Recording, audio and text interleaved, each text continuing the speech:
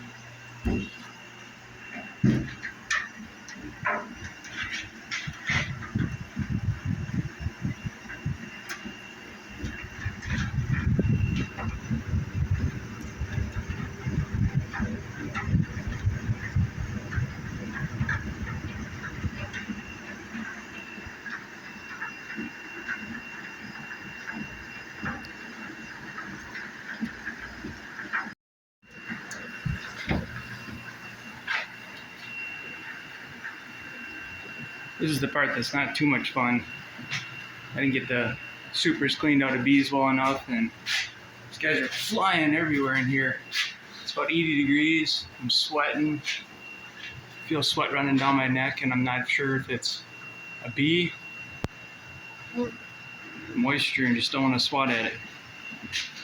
Here's my cappings tank. We'll sit here overnight with the heat up. And I've got this set up so the honey will just flow down into a pail, and then that honey will be filtered or kind of strained out, not really filtered.